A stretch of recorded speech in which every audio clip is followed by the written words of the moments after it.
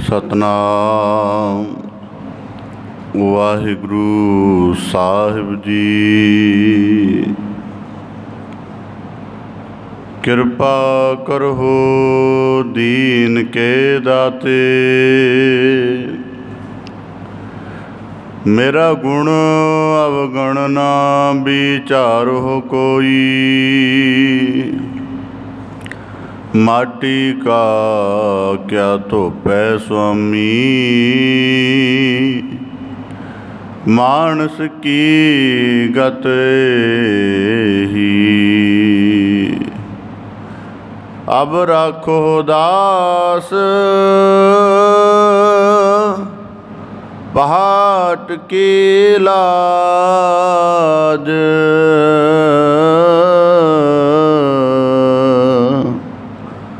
जैसे राखी लाज भगत प्रहलाद की।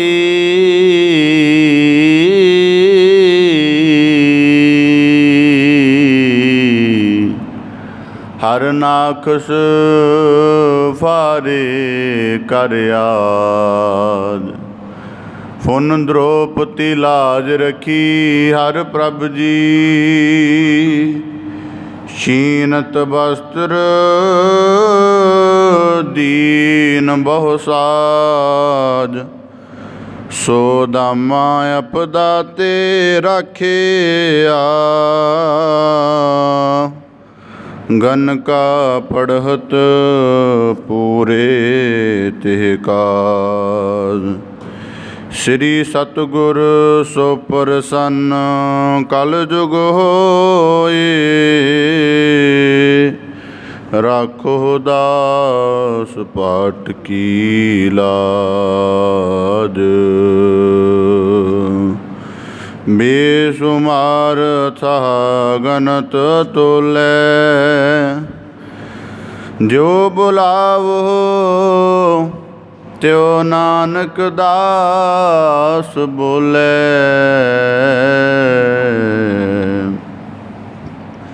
सतनाम वाहिगुरू साहिब जी।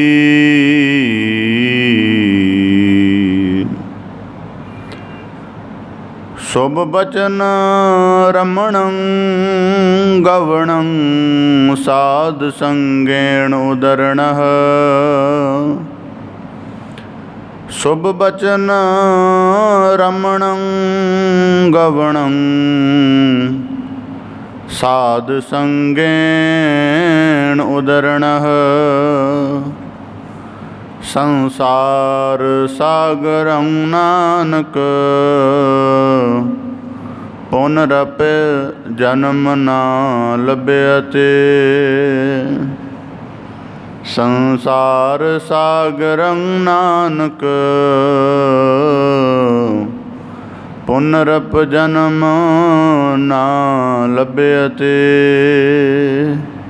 वाहिगुरु जी का खालसा, वाहिगुरु जी की फतेह।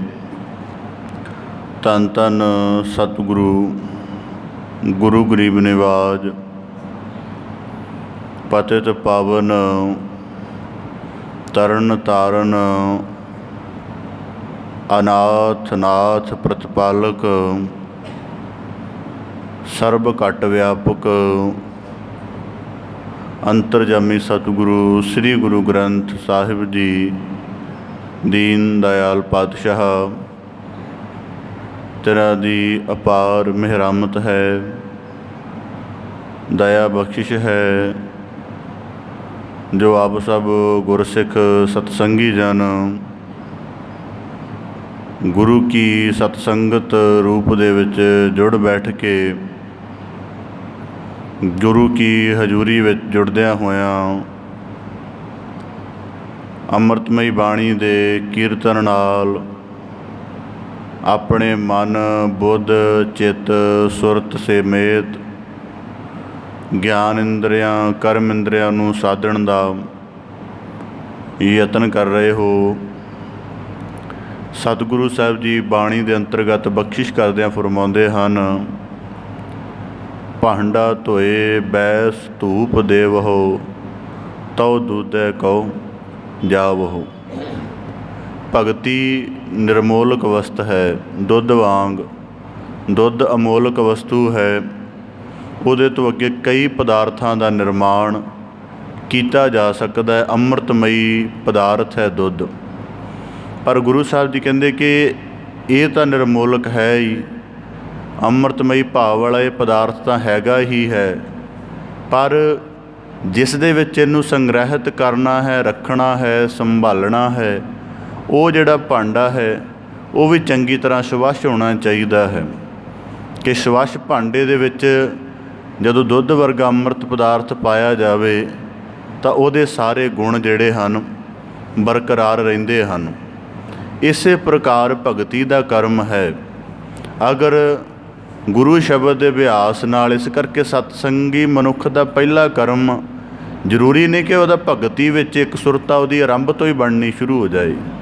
ਥੋੜ੍ਹਾ ਸਮਾਂ ਲੱਗਦਾ। ਜਦੋਂ ਮਨ ਰੂਪ ਭਾਂਡਾ ਸ਼ੁੱਧ ਹੋ ਜਾਂਦਾ, ਔਰ ਫਿਰ ਕਥਾ ਕੀਰਤਨ ਦੀ ਵਸਤ ਜਿਹੜੀ ਹੈ ਉਹ ਟਿਕਣੀ ਸ਼ੁਰੂ ਹੋ ਜਾਂਦੀ ਹੈ।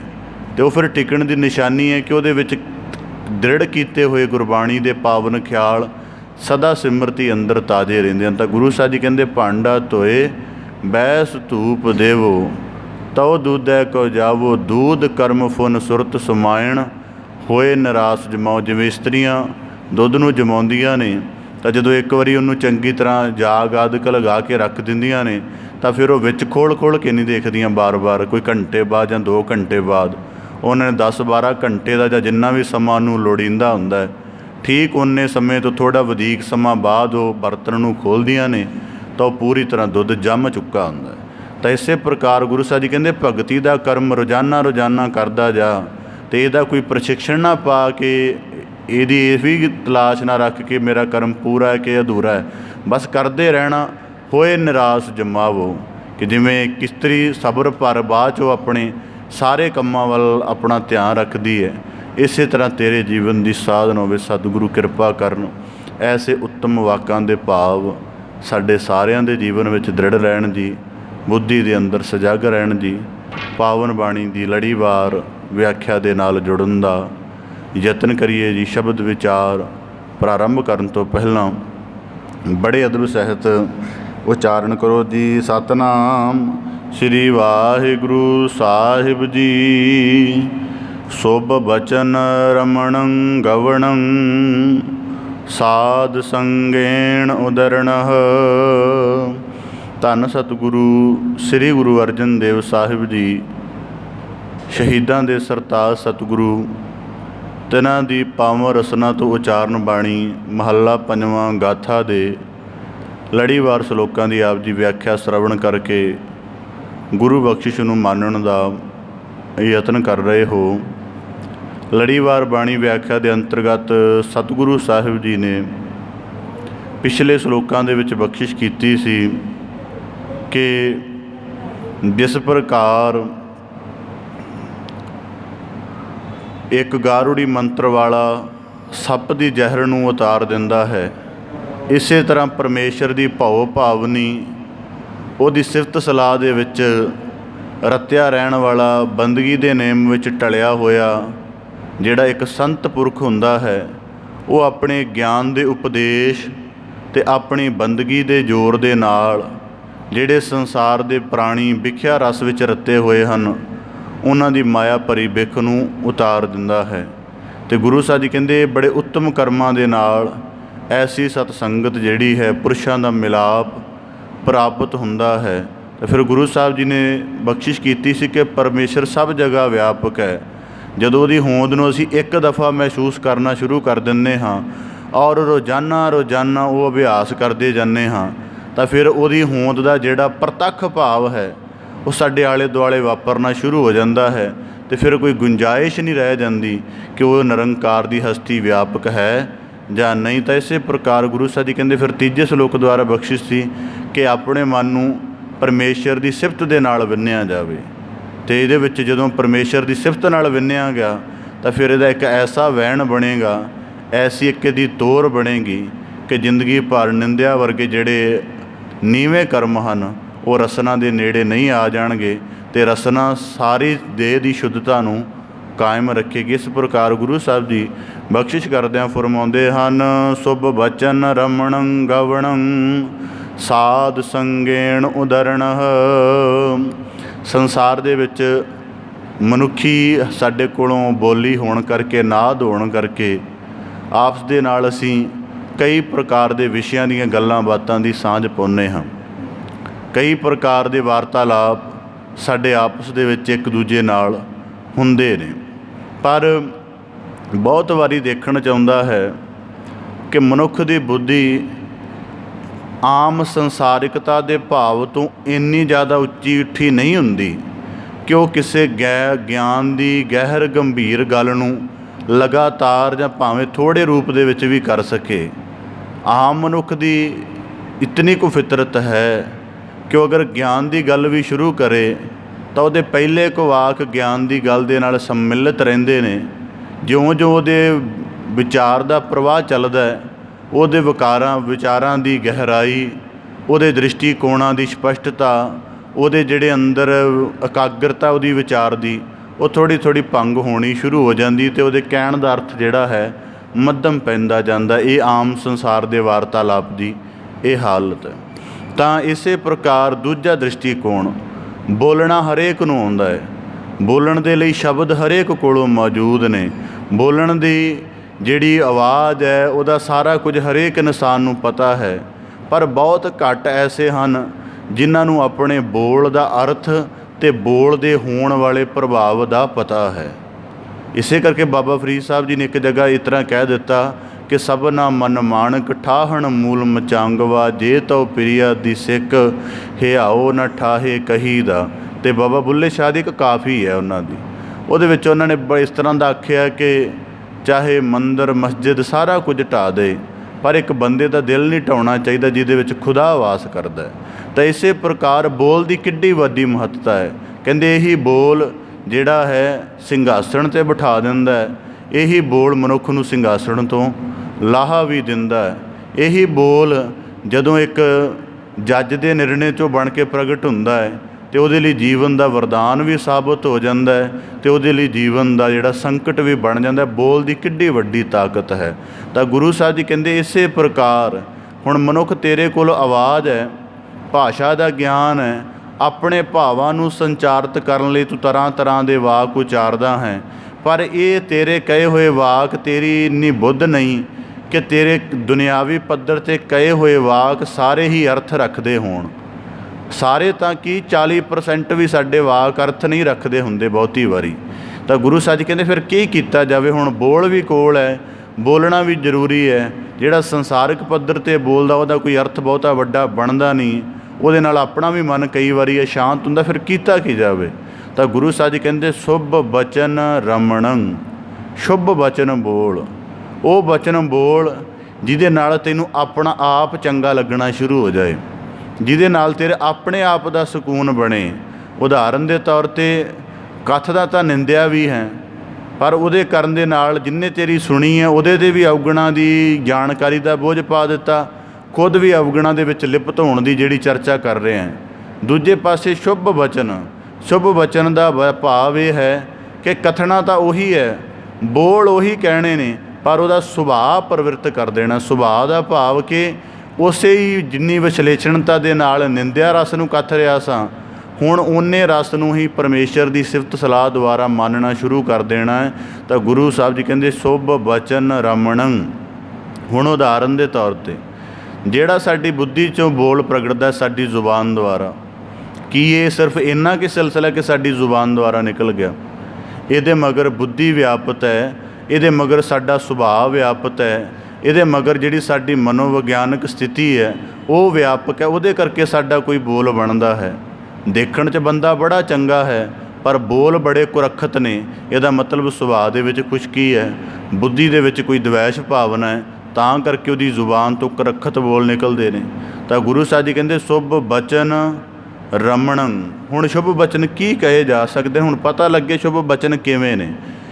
ਜਿਸ ਬਚਨ ਨੂੰ, ਜਿਸ ਵਾਕ ਨੂੰ, ਜਿਸ ਸ਼ਬਦ ਨੂੰ ਆਖਿਆ, ਬੋਲਿਆ, ਸੁਣਿਆ ਆਪਣੇ ਹਿਰਦੇ ਦਾ ਆਨੰਦ ਰਸ ਬਣਿਆ ਰਹੇ ਤੇ ਸੁਣਨ ਵਾਲੇ ਦਾ ਵੀ ਇਕਾਗਰਤਾ ਬਣੀ ਰਹੇ, ਉਹੀ ਬੋਲ ਕਿਆ ਹੋਇਆ ਪ੍ਰਵਾਨ ਹੈ। ਤਾਂ ਕਰਕੇ ਗੁਰਬਾਣੀ 'ਚ ਇੱਕ ਵਾਕ ਐਸਾ ਵੀ ਆਉਂਦਾ ਹੈ, ਬਹੁਤਾ ਬੋਲਣ ਚੱਖਣ ਹੋਏ। ਜਦੋਂ ਪ੍ਰਤੀਤ ਭਰੇ ਵਾਕ ਕਹਿਣੇ ਹੋਣਗੇ ਨਾ ਤਾਂ ਉਹ ਹਮੇਸ਼ਾ ਥੋੜ੍ਹੇ ਹੀ ਰਹਿਣਗੇ, ਉਹਦਾ ਕੋਈ ਬਹੁਤਾ ਵੱਡਾ ਵਿਸਥਾਰ ਨਹੀਂ ਬਣੇਗਾ। ਤਾਂ ਕਰਕੇ ਕੀਰਤਨ ਦੀ ਦਾਤ ਵੱਡੀ ਹੈ ਕਿ ਉਹਦੇ ਵਿੱਚ ਸ਼ਬਦ ਦਾ ਇੱਕੋ ਸ਼ਬਦ ਦਾ ਹੀ ਉਚਾਰਨ ਬਾਰ-ਬਾਰ ਹੈ, ਤਾਂ ਕਿ ਜਿਹੜਾ ਉਹਦੇ ਵਿੱਚ ਗੁਹਜ ਸਮਾਇਆ ਹੋਇਆ ਹੈ ਉਹ ਤੈਨੂੰ ਸੰਗੀਤਕ ਦੁਆਰਾ ਤੇਰੀ ਬੁੱਧੀ ਨੂੰ ਇੱਕ ਰਸ ਦਿੰਦਾ ਰਹੇ ਅਤੇ ਤੇਰੀ ਜਿਹੜੀ ਬਹੁਤੀ ਕਹਿਣ ਦੀ ਭਾਵਨਾ ਹੈ ਉਹ ਸਿਫਤ ਸਲਾਹ ਵਿੱਚ ਪਲਟ ਜਾਵੇ ਅਤੇ ਤੂੰ ਗਾਇਨ ਦੇ ਨਾਲ ਆਪਣੇ ਆਪ ਵੀ ਤ੍ਰਿਪਤ ਹੋ ਅਤੇ ਦੂਜੇ ਨੂੰ ਵੀ ਤ੍ਰਿਪਤ ਕਰ। ਤਾਂ ਇਸੇ ਪ੍ਰਕਾਰ ਧੰਨ ਸਤਿਗੁਰੂ ਗੁਰੂ ਅਰਜਨ ਸਾਹਿਬ ਜੀ ਬਖਸ਼ਿਸ਼ ਕਰਦੇ ਸ਼ੁਭ ਬਚਨ ਰਮਣੰ। ਹੁਣ ਸ਼ੁਭ ਬਚਨ ਨੂੰ ਰਮਣੰ ਕਿਹਾ ਗੁਰੂ ਸਾਹਿਬ ਜੀ ਨੇ। ਰਮਣੰ ਸ਼ਬਦ ਦਾ ਭਾਵ ਇਹ ਹੈ ਕਿ ਪਹਿਲਾਂ ਸ਼ੁਭ ਬਚਨਾਂ ਦਾ ਗਿਆਨ ਹੋਵੇ। ਗੁਰਬਾਣੀ 'ਚ ਪਾਵਨ ਵਾਕ ਹੈ ਸ਼ੁਭ ਬਚਨ ਬੋਲ ਗੁਣ ਅਮੋਲ, ਭਾਵ ਕਿ ਉਹ ਬਚਨ ਬੋਲ ਜਿਹਦੇ ਤੇਰੀ ਗੁਣਵੱਤਾ ਪ੍ਰਗਟ ਹੁੰਦੀ ਹੋਵੇ। ਤਾਂ ਗੁਰੂ ਸਾਹਿਬ ਜੀ ਕਹਿੰਦੇ ਸ਼ੁਭ ਬਚਨ ਰਮਣੰ। ਹੁਣ ਸ਼ੁਭ ਬਚਨੇ ਦਾ ਮਤਲਬ ਇਕੱਤਰਿਤ ਕਰਨੇ ਪੈਂਦੇ ਨੇ, ਉਹਨਾਂ ਨੂੰ ਪਹਿਲਾਂ ਆਪਣੀ ਬੁੱਧੀ ਦੇ ਵਿੱਚ ਥਾਂ ਦੇਣਾ ਪੈਂਦਾ ਕਿ ਸ਼ੁਭ ਬਚਨ ਕੀ ਹਨ। ਹੁਣ ਜੇ ਇਹਦੇ ਦੋ ਪੱਖ ਹੋ ਸਕਦੇ ਨੇ ਇਹਦੇ, ਇੱਕ ਤਾਂ ਇੱਕ ਸਾਨੂੰ ਦੁਨਿਆਵੀ ਜਿਹੜੀ ਵਿੱਦਿਆ ਹੈ ਉਹਦੇ ਵਿੱਚੋਂ ਕਿਸੇ ਵਿਸ਼ੇ ਦਾ ਬਹੁਤ ਹੀ ਜ਼ਿਆਦਾ ਗੂੜ ਗਿਆਨ ਹੋਵੇ ਅਤੇ ਅਸੀਂ ਉਸ ਗਿਆਨ ਦੂਜੇ ਨੂੰ ਦੱਸ ਕੇ ਅਤੇ ਉਹਨੂੰ ਉਹਦੇ ਗਿਆਨ ਦਾ ਅਧਿਕਾਰੀ ਬਣਾ ਕੇ ਉਹਦਾ ਗਿਆਨ ਸਹਿਤ ਭਲਾ ਕਰ ਸਕੇ। ਜਿਵੇਂ ਅਧਿਆਪਕ ਦੇ ਪਾਸ ਵਿਸ਼ਿਆਂ ਦਾ ਗਿਆਨ ਹੈ ਅਤੇ ਬੋਲਦਾ ਉਹ ਵੀ ਹੈ, ਉਹਦੇ ਬੋਲਣ ਦੇ ਨਾਲ ਵਿਸ਼ੇ ਦਾ ਗਿਆਨ ਦੂਜੇ ਵਿਦਿਆਰਥੀਆਂ ਤੱਕ ਜਾਂਦਾ ਹੈ ਅਤੇ ਉਹ ਵਿਦਿਆਰਥੀ ਵੀ ਉਸ ਗਿਆਨ ਦੇ ਨਾਲ ਵਾਕਫਿਤ ਹੋ ਜਾਂਦੇ ਹਨ।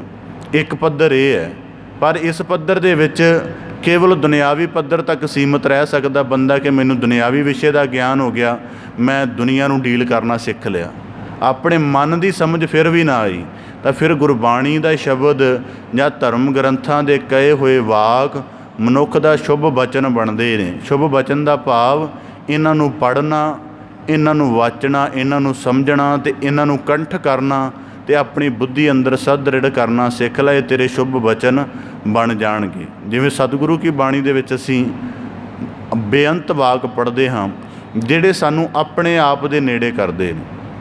ਸਤਿਗੁਰੂ ਸਾਹਿਬ ਦੀ ਬਾਣੀ ਦੇ ਵਿੱਚ ਵਾਕ ਆਉਂਦਾ ਹੈ ਮੇਰੇ ਮਨ ਪਰਦੇਸੀ ਵੇ ਪਿਆਰੇ ਆਓ ਕਰੇ। ਹੁਣ ਵਾਕ ਤਾਂ ਇਹ ਕਿਹਾ ਹੈ, ਇਹ ਵਾਕ ਗੁਰਬਾਣੀ 'ਚ ਕਿਹਾ ਗਿਆ ਮੇਰੇ ਮਨ ਪਰਦੇਸੀ, ਗੁਰੂ ਸਾਹਿਬਾਨਾਂ ਨੇ ਵਾਕ ਉਚਾਰਿਆ ਹੈ। ਇਹਨੂੰ ਸੁਣਨ ਵਾਲੇ ਨੂੰ ਲੱਗਦਾ ਕਿ ਇਹ ਵਾਕ ਮੇਰਾ ਵੀ ਹੈ। ਜਿਵੇਂ ਅਸੀਂ ਆਮ ਕਰਕੇ ਜਦੋਂ ਵਾਕ ਉਚਾਰਦੇ ਹਾਂ ਤਾਂ 3 ਪਰਸਨ ਹੁੰਦੇ ਨੇ ਕਿ ਫਸਟ ਅਤੇ ਸੈਕਿੰਡ ਅਤੇ ਥਰਡ ਪਰਸਨ। ਗੱਲਬਾਤ ਫਸਟ ਸੈਕਿੰਡ ਦੇ ਵਿੱਚ ਹੁੰਦੀ ਹੈ, ਥਰਡ ਦੇ ਬਾਰੇ ਗੱਲ ਹੋ ਰਹੀ ਹੁੰਦੀ ਹੈ। ਪਰ ਗੁਰਬਾਣੀ ਦੀ ਜਿਹੜੇ ਵਾਕ ਨੇ ਉਹਨਾਂ ਦੀ ਆਪਣੀ ਇੱਕ ਇਸ ਤਰ੍ਹਾਂ ਦੀ ਵੀ ਵਿਸ਼ੇਸ਼ਤਾ ਹੈ ਕਿ ਉਹਨੂੰ ਜਿਹੜਾ ਕਥੇਗਾ ਉਹਨੂੰ ਵੀ ਆਪਣਾ ਲੱਗੇਗਾ, ਜਿਹੜਾ ਉਹਨੂੰ ਸੁਣੇਗਾ ਉਹਨੂੰ ਵੀ ਆਪਣਾ ਲੱਗੇਗਾ, ਅਤੇ ਜੇ ਕੋਈ ਰਾਹ ਜਾਂਦਾ ਕਿਸੇ ਦੇ ਕੰਨ 'ਚੋਂ ਗੱਲ ਪੈ ਗਈ ਉਹਨੂੰ ਵੀ ਆਪਣਾ ਹੀ ਲੱਗੇਗਾ। ਹੁਣ ਇਸ ਗੱਲ ਦਾ ਪ੍ਰਮਾਣ ਆਪ ਦੇ ਸਨਮੁਖ ਰੱਖਦੇ ਭਾਈ ਜੋਧ ਜੀ ਸ਼ਬਦ ਪੜ੍ਹਦੇ ਨੇ ਜਿਤ ਕੀਤਾ ਪਾਈਐ ਆਪਣਾ ਸਾ ਘਾਲ ਬੁਰੀ ਕਿਉਂ ਘਾਲੀਏ। ਭਾਈ ਜੋਧ ਜੀ ਆਪਣਾ ਜੀਵਨ ਸਵਾਰਨ ਦੇ ਲਈ ਆਪਣੀ ਪ੍ਰੀਤ ਸਤਿਗੁਰੂ ਦੇ ਨਾਲ ਦ੍ਰਿੜ ਕਰਨ ਦੀ ਇਹ ਵਚਨ ਬੋਲ ਰਹੇ ਨੇ ਅਤੇ ਭਾਈ ਲਹਿਣਾ ਜੀ ਨੇ ਸੁਣ ਲਏ ਨੇ। ਬਾਣੀ ਤਾਂ ਗੁਰਸਿੱਖ ਪੜ੍ਹ ਰਹੇ ਨੇ ਭਾਈ ਜੋਧ ਜੀ, ਤਾਂ ਭਾਈ ਲਹਿਣਾ ਜੀ ਨੇ ਇਹ ਵਚਨ ਸੁਣ ਲਏ ਨੇ ਅਤੇ ਉਹਨਾਂ ਨੂੰ ਇੱਧਰ ਇੱਕ ਗੁਰਸਿੱਖ ਜਿਹੜਾ ਵਚਨ ਪੜ੍ਹ ਰਿਹਾ ਉਹਨੂੰ ਬਾਣੀ ਦਾ ਰਸ ਆ ਰਿਹਾ, ਉਹ ਬਾਣੀ ਦਾ ਰਸ ਲੈ ਰਿਹਾ। ਇੱਕ ਦੂਜਾ ਗੁਰਸਿੱਖ ਹੈ ਭਾਵ ਕਿ ਭਾਈ ਲਹਿਣਾ ਜੀ, ਉਹਨਾਂ ਨੇ ਸ਼ਬਦ ਸੁਣਿਆ ਅਤੇ ਉਹਨਾਂ ਦੇ ਲਈ ਇਹ ਸ਼ਬਦ ਚਾਨਣ ਦਾ ਮੁਨਾਰਾ ਸਾਬਤ ਹੋਇਆ ਹੈ ਕਿ ਕਰਮ ਇਸ ਤਰ੍ਹਾਂ ਹੋਣਾ ਚਾਹੀਦਾ ਹੈ ਕਿ ਜਿਤ ਕੀਤਾ ਪਾਈਐ ਆਪਣਾ ਸਾ ਘਾਲ ਬੁਰੀ ਕਿਉਂ ਘਾਲੀ ਹੈ। ਮੰਦਾ ਮੂਲ ਨਾ ਕੀਚੀ ਦੇ ਲੰਮੀ ਨਦਰ ਨੇ ਹਾਲੀ ਹੈ। ਸਾਹਿਬ ਨਾਲ ਨਾ ਹਾਰੀ ਅਤੇ ਵੇਹਾ ਪਾਸਾ ਢਾਲੀ ਹੈ ਕਿਛ ਲਾਹੇ ਉੱਪਰ ਘਾਲੀ ਹੈ। ਹੁਣ ਇੱਕ ਸ਼ਬਦ ਇੱਕ ਨੇ ਉਚਾਰਿਆ ਸ਼ੁਭ ਬਚਨ, ਇਸ ਕਰਕੇ ਭਾਈ ਜੋਧ ਜੀ ਦਾ ਉਚਾਰਿਆ ਬਚਨ ਭਾਈ ਲਹਿਣਾ ਜੀ ਦੇ ਲਈ ਸ਼ਬਦ ਦਾ ਪ੍ਰਕਾਸ਼ ਦਾ ਇੱਕ ਮੁਨਾਰਾ ਬਣ ਗਿਆ। ਇਹਨੂੰ ਹੀ ਕਿਹਾ ਜਾਂਦਾ ਹੈ ਸ਼ੁਭ ਬਚਨ ਰਮਣੰ। ਉਹ ਵਾਕ ਕਹਿ ਜਿਹੜਾ ਤੇਰੇ ਆਪਣੇ ਹਿਰਦੇ ਦੇ ਸੰਗੂਨ ਨੂੰ ਤੈਨੂੰ ਜੋੜੇ। ਇਸ ਕਰਕੇ ਨਾ ਆਮ ਕਰਕੇ ਸਮਾਜ ਦੇ ਵਿੱਚ ਕਿ ਨਾ ਮੈਂ ਕਈ ਵਾਰੀ ਵਾਕ ਸੁਣਿਆ, ਉਹ ਕਿਹਾ ਜਾਂਦਾ ਕਿ ਬੋਲ ਉਹ ਕਹਿਣਾ ਚਾਹੀਦਾ ਜਿਹੜਾ ਦਿਲਾਂ ਦੇ ਲਈ ਸੂਈ ਦਾ ਕੰਮ ਕਰੇ।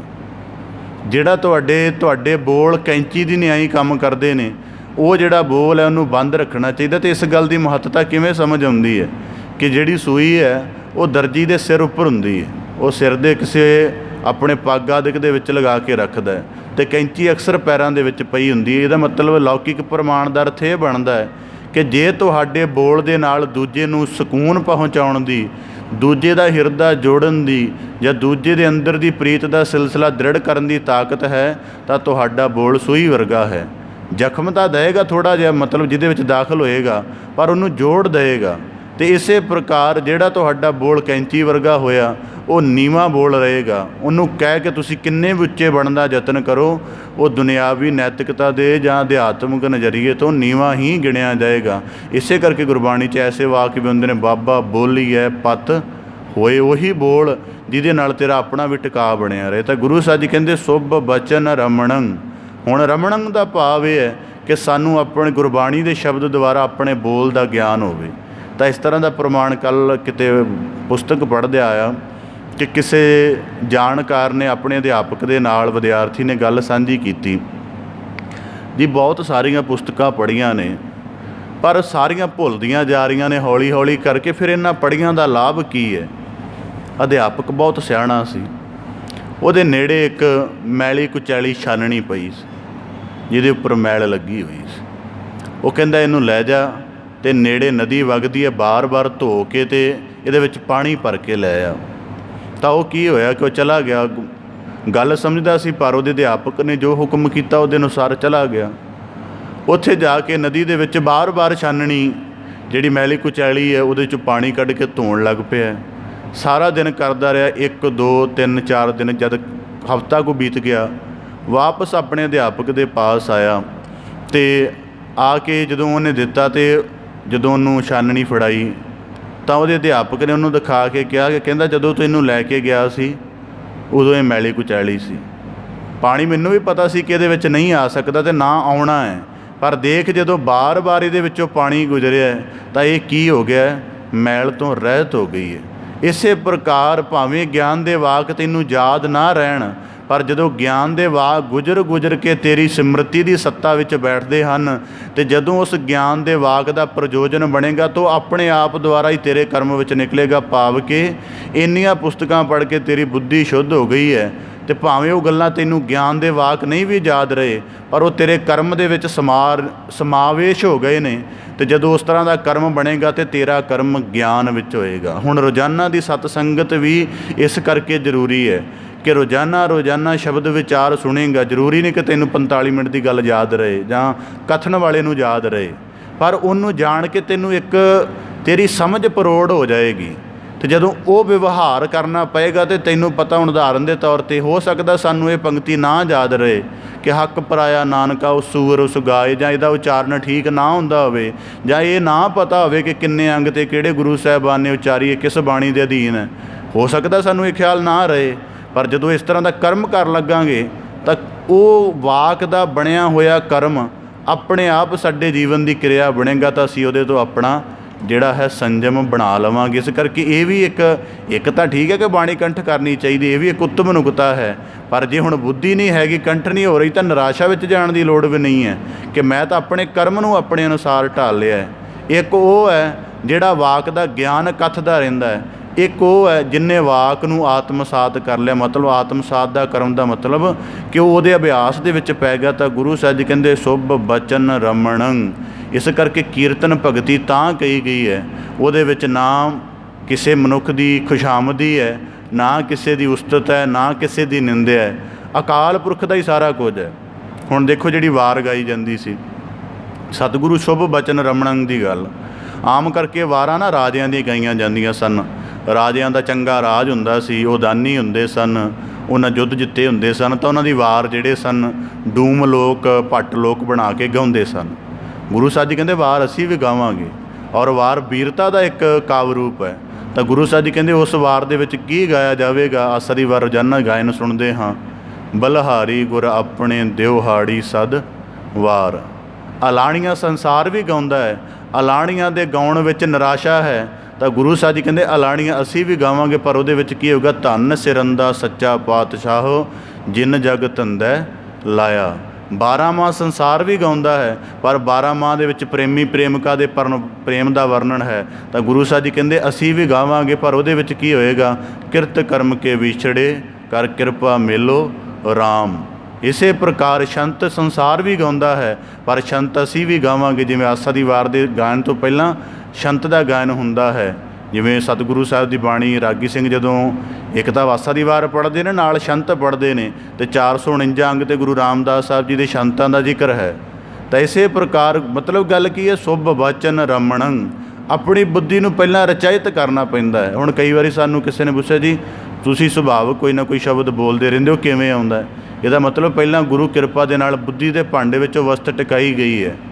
ਹੁਣ ਉਦਾਹਰਨ ਦੇ ਤੌਰ 'ਤੇ ਜੋ ਭਾਂਡੇ ਦੇ ਅੰਦਰ ਹੋਏਗਾ, ਜਦੋਂ ਭਾਂਡੇ ਨੂੰ ਮੁੱਧਾ ਕੀਤਾ ਜਾਏਗਾ ਜਾਂ ਖੋਲ੍ਹਿਆ ਜਾਏਗਾ, ਉਹੀ ਵਸਤ ਬਾਹਰ ਨਿਕਲੀ। ਜੋ ਪਾਵੇ ਭਾਂਡੇ ਵਿੱਚ ਵਸਤ ਸਾ ਨਿਕਲੇ, ਕਿਆ ਕੋਈ ਕਰੇ ਵਿਚਾਰਾ। ਤਾਂ ਗੁਰੂ ਸਾਹਿਬ ਜੀ ਕਹਿੰਦੇ ਸੁਭ ਬਚਨ ਰਮਣੰ, ਪਹਿਲਾਂ ਆਪਣੀ ਬੁੱਧੀ ਵਿੱਚ ਇਹਨਾਂ ਨੂੰ ਰਚਾ, ਫਿਰ ਗਵਣੰ, ਫਿਰ ਗਾ ਕੇ ਕੀ ਹੁੰਦਾ, ਜਿਵੇਂ ਹੁਣ ਦੋ ਤਰੀਕਿਆਂ ਨਾਲ ਗਿਆਨ ਪ੍ਰਭਾਵ ਕੀਤਾ ਜਾਂਦਾ ਕਿ ਪੜ੍ਹ ਅਤੇ ਉਹਨੂੰ ਉੱਚੀ ਸਾਰੀ ਦ੍ਰਿੜ ਕਰਕੇ ਯਾਦ ਕਰ। ਹੁਣ ਗਿਆਨ ਦ੍ਰਿੜ ਹੋਏ ਦਾ ਅਰਥ ਕੀ ਹੁੰਦਾ, ਇਹ ਸਮਝ ਕਿਵੇਂ ਆਵੇ ਕਿ ਗੁਰੂ ਦਾ ਸ਼ਬਦ ਮੇਰੇ ਅੰਦਰ ਦ੍ਰਿੜ ਹੋ ਗਿਆ? ਇਹ ਗੱਲ ਪ੍ਰਮਾਣ ਕਿਵੇਂ ਪਤਾ ਲੱਗੇ?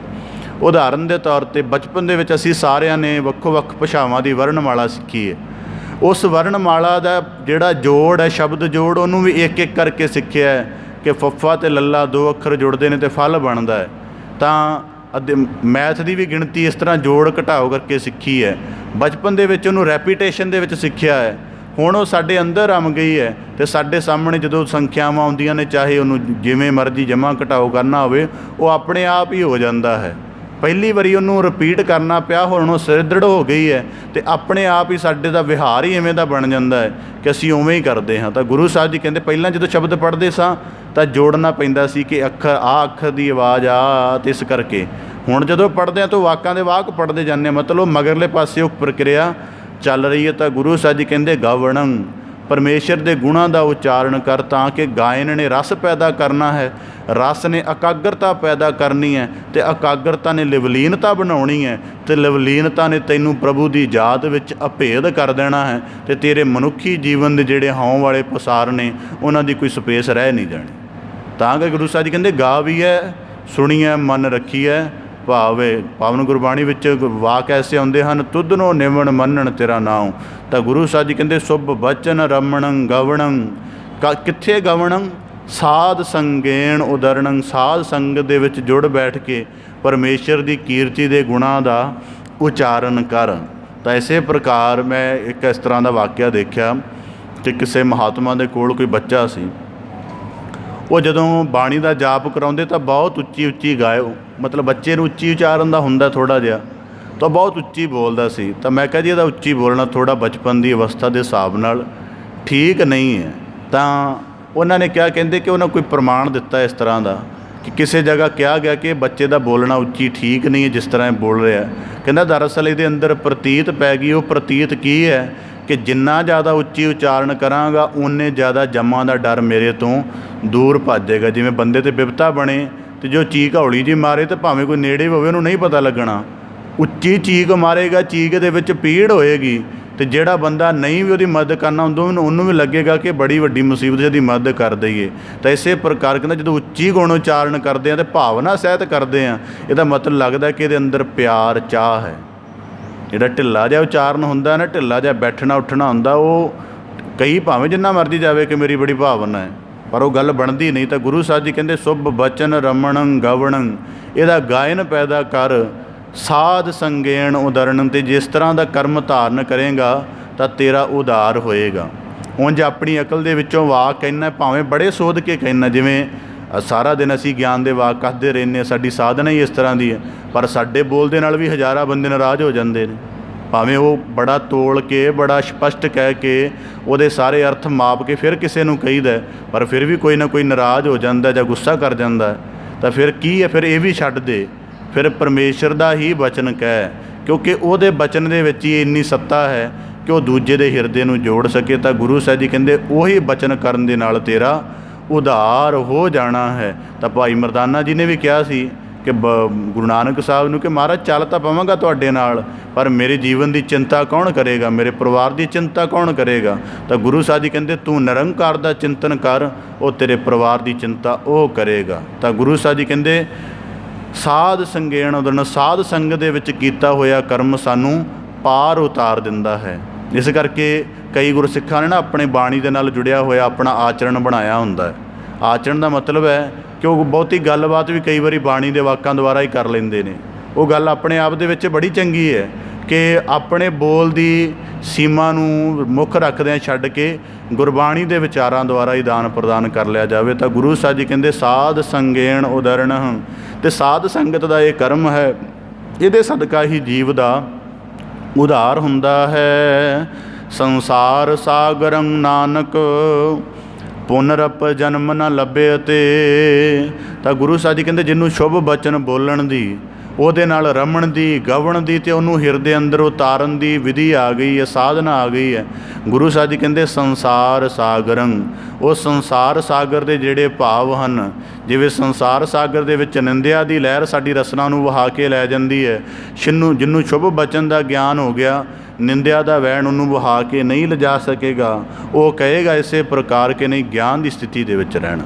ਤਾਂ ਗੁਰੂ ਸਾਹਿਬ ਜੀ ਕਹਿੰਦੇ ਫਿਰ ਜਿਹਨੂੰ ਸ਼ੁਭ ਬਚਨ ਦਾ ਗਿਆਨ ਪੈਦਾ ਹੋ ਗਿਆ, ਜਿਵੇਂ ਜਿਹੜੇ ਬੰਦੇ ਕੋਲੋਂ ਇਸ ਕਰਕੇ ਇੱਕ ਵਾਕ ਕਿਹਾ ਜਾਂਦਾ ਕਿ ਕੰਨ ਦੋ ਨੇ ਜ਼ੁਬਾਨ ਇੱਕ, ਤਾਂ ਇਸੇ ਪ੍ਰਕਾਰ ਕਿ ਸੁਣੋ ਜ਼ਿਆਦਾ ਤਾਂ ਬੋਲੋ ਘੱਟ, ਜਾਂ ਜੇ ਸੁਣਨਾ ਵੀ ਜ਼ਿਆਦਾ ਅਤੇ ਬੋਲਣਾ ਵੀ ਹੈ, ਪਰ ਇਹਨਾਂ ਦੋਵਾਂ ਦੁਆਰਾ ਤੋਲਿਆ ਜਾਵੇ। ਮਤਲਬ ਚੰਗਾ ਅਤੇ ਮੰਦਾ ਪੱਖ ਤੋਲ ਲਓ, ਫਿਰ ਜਿਹੜਾ ਉਹਦੇ ਵਿੱਚੋਂ ਸੰਤੁਲਿਤ ਪੱਖ ਬਣਦਾ ਉਹਨੂੰ ਆਪਣੀ ਜ਼ੁਬਾਨ ਦੁਆਰਾ ਪ੍ਰਗਟ ਕਰੋ। ਤਾਂ ਇਸੇ ਪ੍ਰਕਾਰ ਗੁਰੂ ਸਾਹਿਬ ਜੀ ਕਹਿੰਦੇ ਸੰਸਾਰ ਸਾਗਰੰ ਨਾਨਕ ਪੁਨਰਪ ਜਨਮ ਨ ਲੱਭੇ। ਅਤੇ ਜਿਹੜੇ ਸ਼ੁਭ ਬਚਨ ਦੇ ਸਹਿਤ ਆਪਣੀ ਰਸਨਾ ਦੀ ਸਾਧਨਾ ਕਰ ਦਿੰਦੇ ਹਨ, ਕਰਨਾ ਸ਼ੁਰੂ ਕਰ ਦਿੰਦੇ ਹਨ, ਫਿਰ ਉਹ ਸੰਸਾਰ ਸਾਗਰ ਦੀਆਂ ਜਿਹੜੀਆਂ ਵਿਕਾਰਾਂ ਭਰੇ ਖਿਆਲ ਹਨ ਜਾਂ ਮਨ ਮਤ ਭਰੇ ਖਿਆਲ ਹਨ, ਉਹਨਾਂ ਵਿੱਚ ਪੈ ਕੇ ਸੰਸਾਰ ਸਾਗਰ ਦੇ ਵਿੱਚ ਦੁਬਾਰਾ ਨਹੀਂ ਭਰਮਦੇ ਹਨ, ਭਾਵ ਕਿ ਰਸਨਾ ਦਾ ਸਦ ਉਪਯੋਗ ਕਰਦੇ ਹਨ। ਵੇਦ ਪੁਰਾਣ ਸ਼ਾਸਤਰ ਵਿਚਾਰੰ ਏਕੰਕਾਰ ਨਾਮ ਉਰ ਧਾਰੰ। ਤਾਂ ਅਗਲੇ ਸਲੋਕ ਵਿੱਚ ਗੁਰੂ ਸਾਹਿਬ ਜੀ ਬਖਸ਼ਿਸ਼ ਕਰਦੇ ਵੇਦ ਪੁਰਾਣ ਸ਼ਾਸਤਰ ਵਿਚਾਰੰ, ਕਿ ਧਰਮ ਦੇ ਦਾਇਰੇ ਵਿੱਚ ਸ਼ਾਮਲ ਹੋਣ ਵਾਲਾ ਇਨਸਾਨ ਵੇਦਾਂ ਦੇ ਰੂਪ ਵਿੱਚ 4 ਵੇਦਾਂ ਦੀ, ਸ਼ਾਸਤਰਾਂ ਦੇ ਰੂਪ ਵਿੱਚ 6 ਸ਼ਾਸਤਰਾਂ ਦੀ, ਅਤੇ ਪੁਰਾਣਾਂ ਦੇ ਰੂਪ ਵਿੱਚ 18 ਪੁਰਾਣਾਂ ਦੀ ਵਿਚਾਰੰ, ਉਹਨਾਂ ਨੂੰ ਪੜ੍ਹਦਾ, ਗਾਉਂਦਾ, ਸਮਝਦਾ ਅਤੇ ਵਿਚਾਰ ਕਰਦਾ ਹੈ। ਪਰ ਗੁਰੂ ਸਾਹਿਬ ਜੀ ਕਹਿੰਦੇ ਇਸ ਸਾਰੀ ਵਿਚਾਰ ਦਾ ਸਾਰ ਪਤਾ ਕੀ ਹੋਣਾ ਚਾਹੀਦਾ? ਏਕੰਕਾਰ ਨਾਮ ਉਰ ਧਾਰੰ, ਕਿ ਸਾਡੀ ਦ੍ਰਿਸ਼ਟੀ ਜਿਹੜੀ ਹੈ ਏਕੰਕਾਰ ਸਰੂਪ ਹੋ ਜਾਵੇ, ਅਤੇ ਇਹ ਨਾਮ ਰੂਪ ਦੇ ਵਿੱਚ ਜਿਹੜਾ ਇੱਕੋ ਪਰਮੇਸ਼ਰ ਵਸਿਆ ਹੋਇਆ ਹੈ ਉਰ ਧਾਰੰ, ਉਹ ਸਾਡੇ ਹਿਰਦੇ ਵਿੱਚ ਵਸ ਜਾਏ। ਕਿਉਂਕਿ ਬਾਹਰ ਤਾਂ ਅਨੇਕਤਾ ਪਸਰੀ ਹੈ, ਬਾਹਰ ਤਾਂ ਦਵੰਦ ਬਣੇ ਪਏ ਨੇ, ਬਾਹਰ ਤਾਂ ਹਰੇਕ ਚੀਜ਼ ਦੇ ਅਨੇਕਾਂ ਰੂਪ ਸਾਡੇ ਸਾਹਮਣੇ ਆ ਰਹੇ ਨੇ। ਜਿਹੜੀ ਵੇਦਾਂ ਸ਼ਾਸਤਰਾਂ ਦੇ ਵਿੱਚੋਂ ਪੜ੍ਹ ਕੇ ਵਿਚਾਰ ਕਰਨੀ, ਉਹ ਵਿਚਾਰ ਇਸ ਲਈ ਕਰ ਕਿ ਤੇਰੇ ਅੰਦਰ ਯੂਨਿਟੀ ਬਣੀ ਰਹੇ, ਤੇਰੀ ਬੁੱਧੀ ਦੀ, ਤੇਰੇ ਦ੍ਰਿਸ਼ਟੀਕੋਣ ਦੀ, ਤੇਰੇ ਇਮੋਸ਼ਨ ਦੀ, ਤਾਂ ਕਿ ਤੂੰ ਕਿਸੇ ਨਾਲ ਦਵੈਤ ਰੂਪ ਦੇ ਵਿੱਚ ਵਿਵਹਾਰ ਨਾ ਕਰੇ, ਚਾਹੇ ਉਹ ਪ੍ਰਕਿਰਤਕ ਰਚਨਾ ਹੋਵੇ, ਚਾਹੇ ਮਨੁੱਖੀ ਰਚਨਾ ਹੋਵੇ। ਹੁਣ ਗੁਰੂ ਸਾਹਿਬ ਜੀ ਨੇ ਗੱਲ ਕਿਉਂ ਕਹੀ? ਕਿਉਂਕਿ ਆਮ ਕਰਕੇ ਵੇਦਾਂ ਸ਼ਾਸਤਰਾਂ ਉਪਨਿਸ਼ਦਾਂ ਨੂੰ ਜਾਂ ਧਰਮ ਗ੍ਰੰਥਾਂ ਨੂੰ ਪੜ੍ਹਨ ਵਾਲੇ ਲੋਕ ਇਹਦਾ ਭਾਵ ਨਹੀਂ ਗ੍ਰਹਿਣ ਕਰਦੇ। ਹੁਣ ਉਦਾਹਰਨ ਦੇ ਤੌਰ 'ਤੇ ਗੁਰਬਾਣੀ ਦਾ ਵਾਕ ਪੜ੍ਹਨ ਵਾਲਾ ਸਿੱਖ ਹੀ ਕਹਿ ਰਿਹਾ ਕਿ ਮੈਨੂੰ ਹਿੰਦੂ ਮਤ ਠੀਕ ਨਹੀਂ ਲੱਗਦਾ, ਮੈਨੂੰ ਇਸਲਾਮ ਨਹੀਂ ਠੀਕ ਲੱਗਦਾ, ਮੈਨੂੰ ਬੁੱਧ ਮਤ ਨਹੀਂ ਚੰਗਾ ਲੱਗਦਾ। ਵਾਕ ਪੜ੍ਹ ਰਿਹਾ ਏਕ ਪਿਤਾ ਏਕ ਸਕੇ ਮੁਬਾਰਕ ਤੂੰ ਮੇਰਾ ਗੁਰਹਾਈ, ਵਾਕ ਪੜ੍ਹ ਰਿਹਾ ਅਵਲ ਅੱਲਾਹ ਨੂਰ ਪਾਇਆ ਕੁਦਰਤ ਕੇ ਸਭ ਬੰਦੇ, ਵਾਕ ਪੜ੍ਹ ਰਿਹਾ ਸਭ ਮੈਂ ਜੋਤ ਜੋਤ ਹੈ ਸੋਏ, ਅਤੇ ਗੱਲ ਕਹਿ ਰਿਹਾ ਕਿ ਸਾਡਾ ਇਹਨਾਂ ਧਰਮਾਂ ਦੇ ਨਾਲ ਟਕਰਾਅ ਚੱਲਦਾ। ਇਹਦਾ ਮਤਲਬ ਹੈ ਕਿ ਪੜ੍ਹਿਆ, ਉਹਨੂੰ ਵਿਚਾਰਿਆ ਵੀ ਆ, ਪਰ ਉਹਨੂੰ ਆਪਣੇ ਜੀਵਨ ਦੇ ਵਿੱਚ ਆਧਾਰਿਤ ਉਤਾਰਿਆ ਨਹੀਂ, ਔਰ ਧਾਰਨ ਹਿਰਦੇ ਵਿੱਚ ਧਾਰਨ ਨਹੀਂ ਕੀਤਾ। ਅਤੇ ਵਾਕਿਆ ਇਹ ਗੱਲ ਐਸੇ ਵੀ ਹੈਗੀ ਹੈ ਕਿ ਜਿੰਨਿਆਂ ਵੀ ਧਰਮ ਗ੍ਰੰਥਾਂ ਦੇ ਲੋਕ ਧਰਮ ਗ੍ਰੰਥ ਪੜ੍ਹਦੇ ਨੇ, ਉਹ ਇਸ ਕਰਕੇ ਪੜ੍ਹਦੇ ਹੀ ਨਹੀਂ ਕਿ ਸਾਡਾ ਆਪਣਾ ਜੀਵਨ ਸਾਧਿਆ ਜਾਏ ਜਾਂ ਸਾਡਾ ਜੀਵਨ ਉਹਦੇ ਅਨੁਸਾਰ ਹੋ ਜਾਏ। ਉਹ ਉਹਨੂੰ ਚਰਚਾ ਕਰਨ ਦੇ ਲਈ, ਇੱਕ ਦੂਜੇ ਨੂੰ ਨੀਵਾਂ ਸਾਬਤ ਕਰਨ ਦੇ ਲਈ, ਚੰਗਾ ਮੰਦਾ ਸ਼੍ਰੇਸ਼ਟ ਸਾਬਤ ਕਰਨ ਦੇ ਲਈ, ਗਿਆਨ ਦਾ ਝਗੜਾ ਕਰਨ ਦੇ ਲਈ, ਬਸ ਇੰਨਾ ਕੰਮਾਂ ਲਈ ਵਰਤਦੇ ਰਹਿੰਦੇ ਨੇ। ਤਾਂ ਕਰਕੇ ਗੁਰਬਾਣੀ 'ਚ ਵਾਕ ਹੁੰਦਾ ਚਾਰੇ ਵੇਦ ਹੋਏ ਸਚਿਆਰ, ਪੜ੍ਹੇ ਗੁਣਹੇ 3 4 ਵਿਚਾਰ। ਜਾਂ ਆਨੰਦ ਸਾਹਿਬ ਦੀ ਬਾਣੀ 'ਚ ਰੋਜ਼ਾਨਾ ਪੜ੍ਹਦੇ ਹਾਂ ਵੇਦਾਂ ਮਹਿ ਨਾਮ ਉੱਤਮ ਸੋ ਸੁਣੇ ਨਾਹੀ ਫਿਰੇ ਜਿਉ ਬੇਤਾਲਿਆ। ਕਹਿੰਦਾ ਕਿ ਮੈਨੂੰ ਵੇਦਾਂ ਦੇ ਇੰਨੇ ਮੰਤਰ ਕਠਨ ਹੋ ਗਏ ਨੇ, ਪਰ ਉਹਨਾਂ ਵੇਦਾਂ ਦੇ ਵਿੱਚ ਜਿਹੜਾ ਤੱਤ ਹੈ ਉਹ ਤਾਂ ਤੇਰੇ ਪੱਲੇ ਆਇਆ ਹੀ ਨਹੀਂ। ਬਾਣੀ ਦੇ ਇੰਨੇ ਵਾਕ ਮੈਨੂੰ ਕੰਠ ਨੇ, ਪਰ ਬਾਣੀ ਦੇ ਅਨੁਸਾਰ ਜਿਹੜਾ ਤੇਰਾ ਵਿਵਹਾਰ ਹੋਣਾ ਚਾਹੀਦਾ ਦਵੈਤ ਤੋਂ, ਦਵੰਦ ਤੋਂ, ਮਾਇਆ ਦੀ ਮੈਲ ਤੋਂ ਰਹਿਤ, ਉਹ ਤਾਂ ਤੇਰਾ ਹੈ ਹੀ ਨਹੀਂ।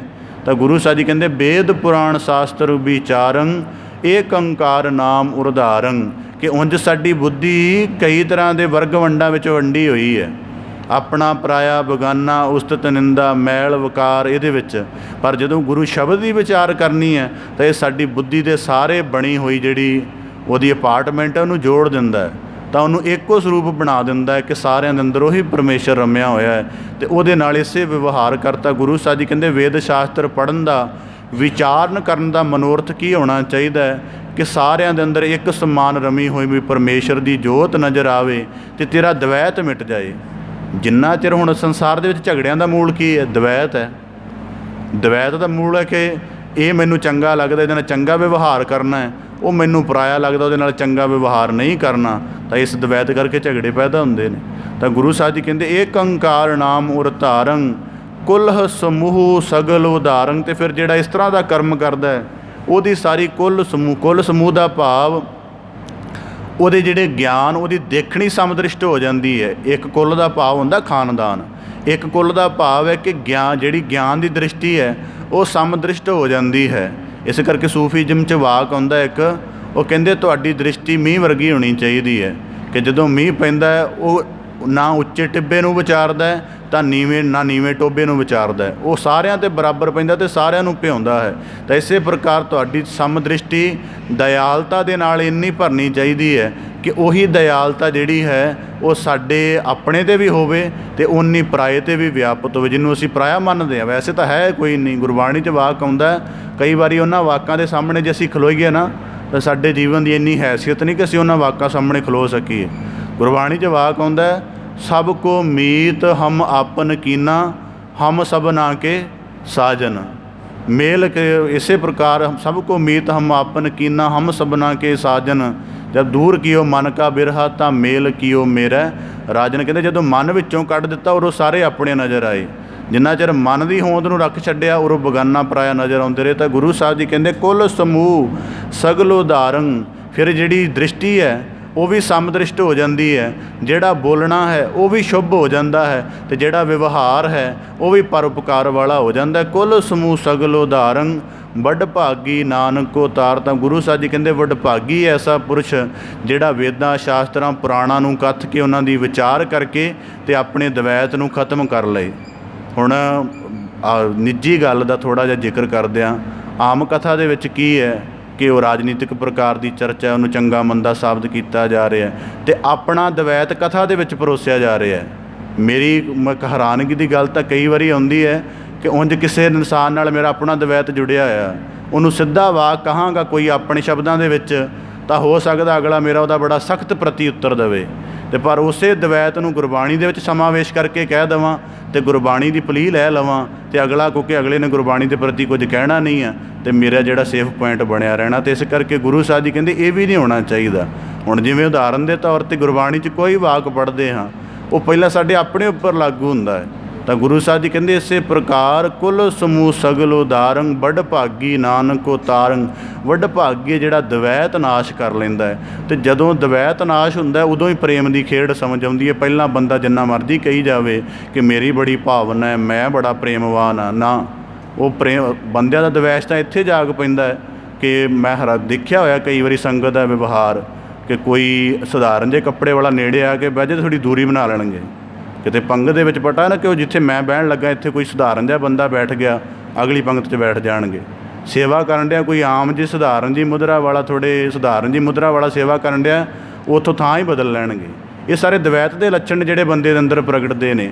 ਤਾਂ ਦਵੈਤ ਤਾਂ ਅਸੀਂ ਇੱਥੋਂ ਤੱਕ ਸ਼ਾਮਲ ਕੀਤਾ ਹੋਇਆ ਹੈ, ਕਈ ਜਗ੍ਹਾ ਤਾਂ ਬਹੁਤ ਭਿਅੰਕਰ ਵੀ ਵਾਕੇ ਐਸੇ ਦੇਖੇ ਹੋਏ ਨੇ। ਤਾਂ ਗੁਰੂ ਸਾਹਿਬ ਜੀ ਕਹਿੰਦੇ ਜਿਹਦਾ ਮਿਟ ਜਾਵੇ ਵੱਡ ਭਾਗੀ, ਉਹੀ ਵੱਡ ਭਾਗੀ ਨਾਨਕ ਉਤਾਰਨ, ਅਤੇ ਉਹੀ ਸੰਸਾਰ ਸਾਗਰ ਤੋਂ ਪਾਰ ਪੈਂਦਾ ਹੈ। ਸਿਮਰਨ ਗੋਬਿੰਦ ਨਾਮੰ ਉਦਰਣੰ ਕੁਲ ਸਮੂਹਣ। ਤਾਂ ਗੁਰੂ ਸਾਹਿਬ ਜੀ ਕਹਿੰਦੇ ਸਿਮਰਨ ਗੋਬਿੰਦ ਨਾਮੰ, ਪਰਮੇਸ਼ਰ ਦੇ ਨਾਮ ਦਾ ਸਿਮਰਨ ਕਰਨਾ, ਉਹਦੇ ਗੁਣਾਂ ਦਾ ਉਚਾਰਨ ਕਰਨਾ, ਉਹਦੇ ਸ਼ਬਦ ਦੀ ਵਿਚਾਰ ਕਰਨੀ। ਗੁਰੂ ਸਾਹਿਬ ਜੀ ਕਹਿੰਦੇ ਉਦਰਣੰ, ਇਸੇ ਪ੍ਰਕਾਰ ਕੁੱਲ ਸਮੂਹਣ, ਉਹ ਸਾਰੇ ਕੁੱਲ ਦਾ ਉਧਾਰ ਕਰ ਦਿੰਦੀ ਹੈ। ਹੁਣ ਸਿਮਰਨ ਬਾਕੀ ਸਾਰਿਆਂ ਦਾ ਉਦਾਹਰਨ ਕਿਵੇਂ ਕਰ ਦਿੰਦਾ? ਕੋਈ ਇਨਸਾਨ ਕਹੇਗਾ ਦਾ ਪ੍ਰਮਾਣ ਦਿਓ। ਘਰ ਦੇ ਇੱਕ ਕਮਰੇ ਦੇ ਅੰਦਰ ਬਹੁਤ ਧਨ ਪਿਆ ਹੋਇਆ, ਤਾਂ ਉਸ ਸਾਰੇ ਕਮਰਾ ਜਿਹਦੇ ਵਿੱਚ ਧਨ ਪਿਆ ਹੋਇਆ, ਜਦੋਂ ਉਹਦੀ ਰੱਖਿਆ ਕਰਨੀ ਹੈ, ਕੀ ਉਹਦੀਆਂ ਚੌਹਾਂ ਨੁੱਕਰਾਂ 'ਤੇ 4 ਬੰਦੇ ਖਿਲਾਰਦੇ ਆ ਕਿ ਜਾਂ ਇਕੱਲਾ ਜਿੰਦਰਾ ਲਗਾਉਂਦੇ ਆ? केवल एक जिंदरा लगाने उस सारे कमरे की सुरक्षा के लिए, मजबूत लगा दें वक्री गल। इस प्रकार सारे जीवन दे विच जिहड़ा माया का प्रभाव चल रहा है, इनू एक रसना ने ही कट देना। इस करके जिवें हुंदा बड़ा वड्डा महल है तो गेट उहदा एक हुंदा ते एक उहदे अगे चौकीदार जां जो भी हुंदा है गेट कीपर हुंदा तो एको ही है ना। बाकी महल एडा वड्डा, हुण बंदा कहेगा महल एडा वड्डा है, इहदी रखिया लई सारे पासे सैनिक चाहिए ने, नहीं। उहदे मुख द्वार ते जे कोई खड़ जावे चौकीदार जां रखिया करन वाला तो वह सारे महल की रखिया कर सकता है। तो गुरु साहब जी कहते सिमरन गोबिंद नामं। इसे करके वही जुबान जिहदे करके तेरा सारा जीवन भ्रिष्ट होना है। जे तेरे बोलण दे उपर ही परमेश्वर का ज्ञान उहदी सिफत सलाह समा गई तो जदों बोलेगा सुनेगा तो तेरा सुकून बनेगा। तो गुरु साहब जी कहते कुल समूह ते तेरा अपना सिमरन का उच्चारण किया होया शब्द ही तेरा उद्धार करता जाएगा। तो गुरु साहब जी कहते लभद्यं साध संगेण नानक वड भागी पेटंत दर्शन। तो गुरु साहब जी कहते बड़े उत्तम भागां दे नाल ऐसी रीत लभदी है। इस करके बार बार गुरबाणी च वाक हुंदा है, एक दू जीव बहु लख होए, लख होवे लख 20, लख लख गेड़ा आखी है, एक नाम जगदीश। तो इस प्रकार हुण उस वाक का अर्थ बड़ा गहरा है। उहदा अर्थ की है कि जिवें असी इत्थों चल के दिल्ली जाना होवे तो एक दिन च तो नहीं पहुँच सकते, फिर एक दिन च पहुँचांगे तो हो सकता जदों तक एकदम इकट्ठा ही चल के पहुँचीए तो दिल्ली जाके मृत्यु हो जाए जां बहुत किसी बीमारी नाल ग्रस्त हो जाइए। तो फिर की है, फिर थोड़े कदमां की वाट कर कि मान ला जे इन्ने किलोमीटर चलना है तो इन्ने किलोमीटर चल के उहदा थोड़ा ठहराव कर, फिर उत्थों सफ़र आरंभ कर। तो सतसंगत साधना रोज़ाना दी है, भावें तू बाणी नाल जुड़िया बाणी का पाठ करदा है, सहज पाठ भी करदा है, तेरे कुछ कदम जिंदगी दे विच सार हो गए ने तो रोज़ाना की साध संगत तैनूं अगे अगे लिजाई जा रही है तो आखिर तैनूं तैनूं प्रभु दे विच अभेद कर देगी। तेरा सारा जीवन निर्मल हो जाएगा, सफल हो जाएगा। तो गुरु साहब जी कहते लभद्यं साध संगेण। रोज़ाना साध संगत साडे अध्यात्मिक विकास विच सहायक हुंदी है। तो हुण तां एक हैरानगी की गल यह है कि आम नुकतिਆਂ ਨੂੰ ਅਸੀਂ समझ लेंगे हाँ, अध्यात्मिक नुकते साडी समझ नहीं आउंदे। मैनूं एक कहंदा जी रोज़ाना साध संगत विच आउणा जरूरी है। मैं कहा जी रोज़ाना तुहाडे बच्चे का स्कूल जाना जरूरी है, ये भी दस दिओ। सिलेबस मटीरीअल इक्को बारी दिता जा सकता उन्होंने कि आ सिलेबस मटीरीअल है, वैसे भी समा तेज़ है, स्मार्ट क्लासरूम आ गए ने, हुण तां साफ्ट रूप दे विच सारा कुछ बच्चे दे टैबलेट 'च आ जांदा है, तो रोज़ाना जाना जरूरी है। कहंदा जी ये तो ठीक है तुहाडी गल। मैं कहा इसे करके जे वो जरूरी है तो ये भी जरूरी है, क्योंकि रोज़ाना तेरे मन की तेरी बुद्धि की तेरे जीवन की अवस्था इक्को जी नहीं रहनी।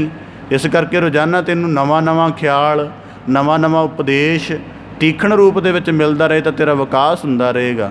तो गुरु साहब जी कहंदे लभद्यं साध संगेण नानक वड भागी पेटंत दर्शन। ते उत्तम वो बड़े उत्तम पुरुषां नूं गुरु साहब जी कहंदे जिहड़ा इस तरह का मौका अवसर लभदे हैं कि रसना दे नाल उच्चारण करके अपने जीवन नूं सवारिया जाए। तो गुरु साहब जी कहंदे वड भागी पेटंत दर्शन। ते बड़े उत्तम भागां दे नाल ऐसे गुरमुखां दा मिलाप अवसर हासिल हुंदा है जिन्हां ने अपनी रसना दे नाल अपने समुचे जीवन नूं साधिया जांदा है। तो गुरु साहब जी भगत कबीर साहब जी दा बाणी विच वाक आउंदा है कि भी एक भगत कबीर साहब जी बाणी के अंतर्गत बख्शिश वाक करते हैं कि ये रसना तो मैं बलहार जाना हाँ जिन्हें मेरे सारे जमां दे बंधन कट दिते हैं। यही रसना है जिहड़ी सारे दुश्मनों नूं मित्र बना दिंदी है। तो गुरु साहब जी कहंदे यही रसना दे नाल जदों परमेश्वर की कीर्ति का गायन किया जाए तो ये सारे जीवन नूं सफल कर दिंदी है। सो इस प्रकार धन सतगुरु गुरु अर्जन देव साहब जी अज दे 3 श्लोकां द्वारा व्याख्या रूप की बख्शिश करके फरमाउंदे हैं कि बचन वो बोलो जिहदे नाल हिरदे का सुकून बनिया रहे तो परमेश्वर दे नाल प्रीत गूढ़ी होवे। तो इसे प्रकार धर्म ग्रंथां नूं पढ़ो, जाणो विचारो पर तां कि साडे अंदर दा द्वैत मिट जाए तो परमेश्वर दे सिमरन दा आचरण बनाओ ताकि सारा जीवन सारी काया सारे ज्ञान इंद्रे कर्म इंद्रे सफल हो जाण। धन सतगुरु गुरु अर्जन देव साहब जी बख्शिश करन। पावन श्लोकां दा पाव उपदेश साडे सारिਆਂ ਦੇ ਹਿਰਦੇ अंदर वस जाए जी। साडा सारिਆਂ ਦਾ ਇੱਥੇ आया सफला होवे जी। पावन शब्द विचार की सांझ पाउंदिਆਂ व्याख्या का यतन आप दे सन्मुख रखदिਆਂ होईਆਂ बेअंत भुल्लां की खिमा जाचना जी। बड़े अदब सहित गज के फतेह अर्ज करो जी। वाहिगुरू जी का खालसा वाहिगुरू जी की